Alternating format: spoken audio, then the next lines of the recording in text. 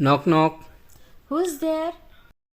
Hello दोस्तों, कैसे हैं आप सब लोग। आशा करता हूँ आप सब ठीक ही होंगे।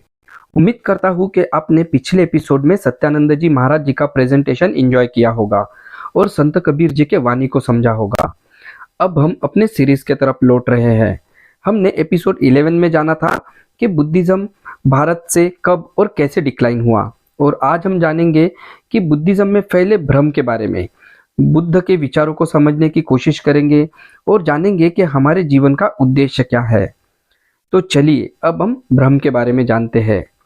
एक भ्रम जो देश के सो कॉल्ड पढ़े लिखे प्रतिष्ठित लोगों में ज्यादा देखने मिलता है वह यह है कि बुद्ध के शांति और अहिंसा के विचारों की वजह से देश गुलाम हुआ। अब इस बात को समझिए साथियों, बुद्धिस्ट राजाओं के काल में इंटरनेशनल यूनिवर्सिटीज बनी, लोग विदेशों से पढ़ने आते थे, मूर्तिकला वास्तुकलाएं विकसित हुई। जितने भी बाहर से राजा आए, शक, हून, कुषाण, पहलव, सब हमारे देश की संस्कृति का हिस्सा बने। उन्होंने भी बुद्धिज्म अपनाया। जब 9th सेंचुरी से ईश्वरवादी एक नई संस्कृति विकसित होने लगी और 14th सेंचुरी में देश में जातिवाद ब्राह्मणवाद फैल गया, देश कमजोर हो गया। तब मुट्ठी भर मुगलों ने आक्रमण किया और देश गुलाम हुआ। और एक भ्रम जो आम जनमानस में बहुत ही बुरी तरह से फैल गया है वह यह है कि बुद्ध ने पहली बार कोई रोगी देखा, शव यात्रा देखी, दुख देखा और दुख मुक्ति का मार्ग खोजने अपने परिवार को बिना बताए रात के अंधेरे में चुपके से चले गए। इसलिए बुद्ध को पलायनवादी भी कहते हैं। तो अब इस भ्रम की असलियत जानते हैं। इस बात का खंडन बाबा साहब ने भी बुद्ध एंड इस धम्म में किया है। शाक्य और कोलियों के बीच रोहिणी नदी के पानी को लेकर संघर्ष चलते रहता था। बुद्ध के वक्त राजेशाही तो थी, पर सभी निर्णय संघ द्वारा लिए जाते थे और शाक्य संघ ने कोलियों से युद्ध करने का निर्णय लिया।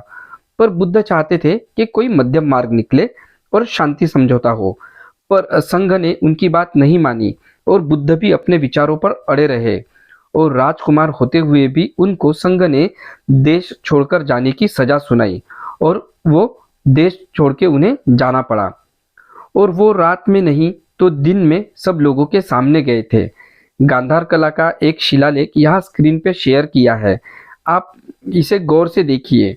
बुद्ध घोड़े पर है और कई सारे लोग उनके आजू बाजू दिख रहे हैं। कुछ लोगों ने घोड़े को हाथ में भी पकड़ा हुआ है। शायद वो बुद्ध को छोड़ने जा रहे हैं या फिर उन्हें रोक रहे हैं। ये आप उस शिलालेख को गौर करके आप अपनी तर्कशील विवेक बुद्धि से इसका अंदाज लगा सकते हैं। पर यह बात तय है कि बुद्ध सबके सामने गए थे।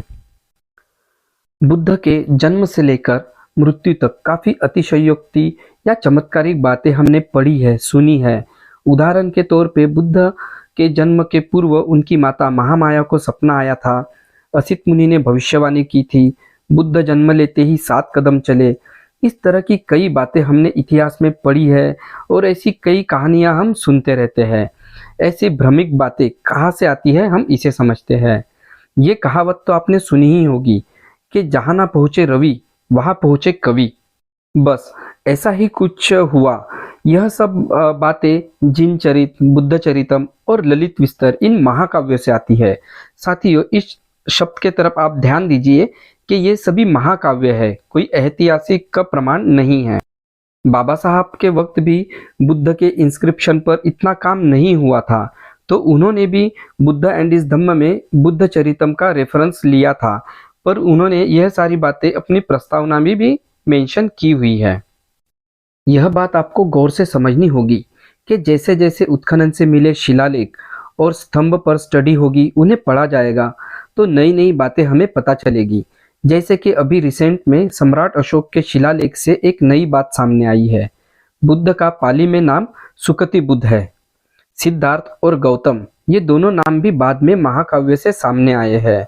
इन्हें पाली में लिखना पॉसिबल ही नहीं है, क्योंकि गौतम और सिद्धार्थ लिखने के लिए पाली में औ और आधा ध ये दोनों स्वर और व्यंजन नहीं है, और ना ही ऐसे शब्द उस समय बोले जाते थे।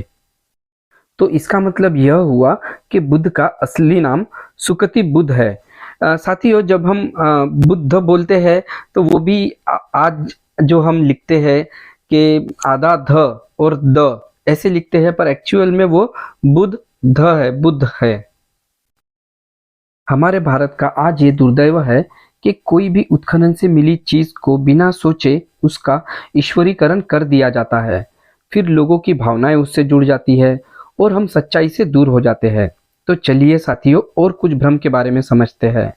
बुद्धिज्म में पुनर्जन्म का भ्रम भी आपने सुना ही होगा, पर यह पुनर्जन्म मरने के बाद वाला नहीं है, बल्कि इसी जन्म में जब हम नया कुछ करते हैं या बनते हैं, इसे हम पुनर्जन्म कहते हैं। जैसे कि बाबा साहब ने 22 प्रतिज्ञा में 21वीं प्रतिज्ञा देते हैं कि आज मेरा पुनर्जन्म हो रहा है। इसका मतलब कि मैं ये 22 प्रतिज्ञाएं लेकर अपने जीवन की नई शुरुआत कर रहा हूँ। जब हम जीवन में कुछ नई शुरुआत करते हैं तो उसे भी पुनर्जन्म कहते हैं। इसी के साथ आपने बुद्ध से जुड़ी काफी सारी पुनर्जन्म चमत्कार की कहानियां सुनी होगी, पर ये सब कहानियां लोगों को सीख देने के लिए बताई जाती थी।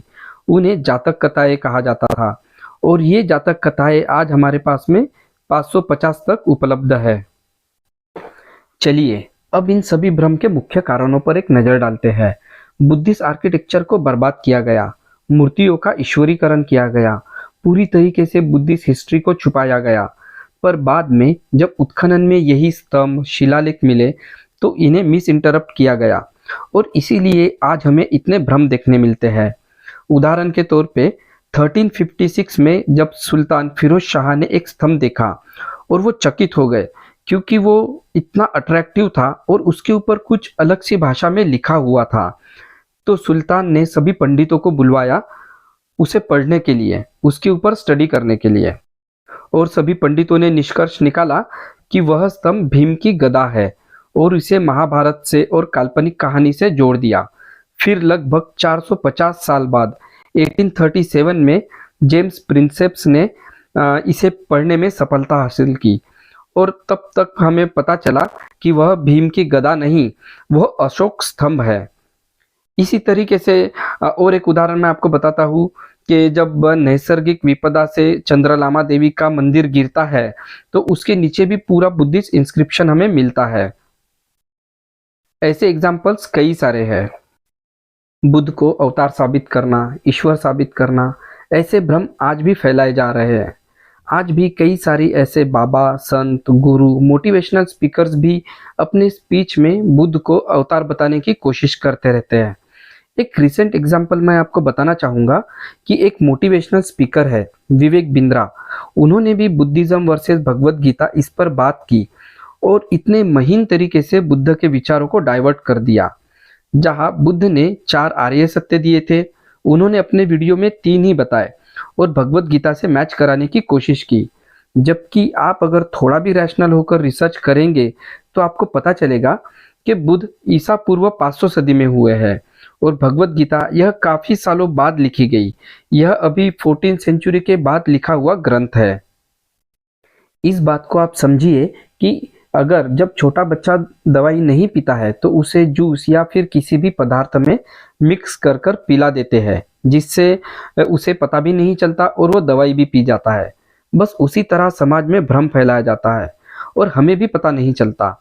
और ऐसे ही छोटे छोटे भ्रम आगे चलकर जातिवाद का भयंकर रूप ले लेते हैं। कई सारी पीढ़ियां गुलाम बन जाती है। अंग्रेज आए, सबको पढ़ने का मौका मिला, जैसे तैसे हमारे महापुरुषों ने उस स्थिति में पढ़े, उन्होंने इतिहास को समझा। जो देश का बहुसंख्यक समाज है, ओबीसी, एससी, एसटी, इनको उनके हक अधिकार वापस दिलाए, इंसान बनाया और आज हम जहाँ है उन्हीं महापुरुषों के संघर्षों का नतीजा है। पर अब वही सिलसिला फिर से चल पड़ा है। धीरे धीरे भ्रम फैलाया जा रहा है। जातिवाद का रूप बदल गया, वो पहले से ज्यादा महीन हो चुका है। गला भी कट जाए और पता भी ना चले। स्लेवरी का, गुलामी का रूप बदल गया है। रास्ते पर काम करने वाले मजदूर से लेकर तो कॉरपोरेट में जॉब करने वाले तक सभी गुलामों जैसे काम कर रहे हैं। यहाँ व्यक्तिगत विचार रखना मना है, लॉजिक लगाना मना है। अब अलेक्जेंडर कनिंघम, जॉन प्रिंसेप, बाबा साहब आम्बेडकर, ये सब वापस नहीं आ सकते। इसीलिए हमें जरूरत है कि हम भी पढ़े, इतिहास को समझे और वक्त के साथ खुद को अपडेट करें। अब हम बुद्ध के विचारों को समझते हैं और बुद्धिज्म से जानते हैं हमारे सवाल का जवाब। कि हमारे जीवन का उद्देश्य क्या है।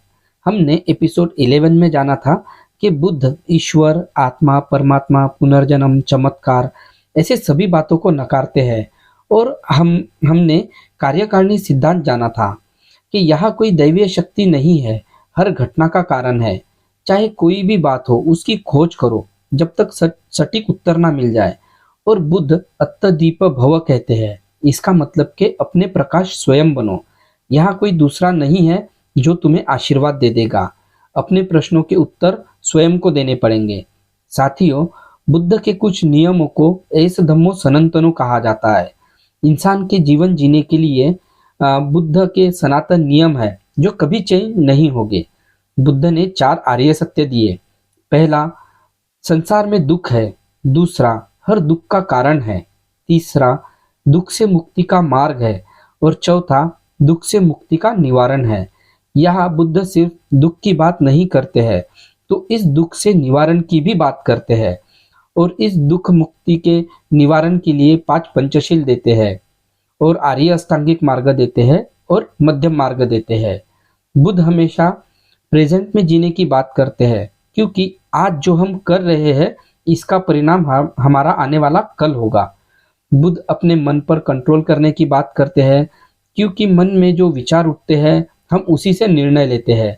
जिस तरह ठहरे हुए पानी में कोई कंकर फेंक दे तो जो उथल पुथल होती है, वैसी उथल पुथल हमारे मन में सदैव चलते रहती है। और इस मन को अपने कंट्रोल में करने के लिए बुद्ध विपस्सना साधना देते हैं। तो चलिए साथियों, अब हम जानते हैं कि बुद्ध मार्ग में हमारे जीवन का उद्देश्य क्या है। यह एक ही जीवन हमें मिला है, इसे ऐसे जिए कि हम एक इंसान बने, हम एक अच्छे इंसान बने, दुख से मुक्त जीवन जिए। साथियों, यहाँ मैंने अपने बातों को काफ़ी शॉर्ट में रखा है।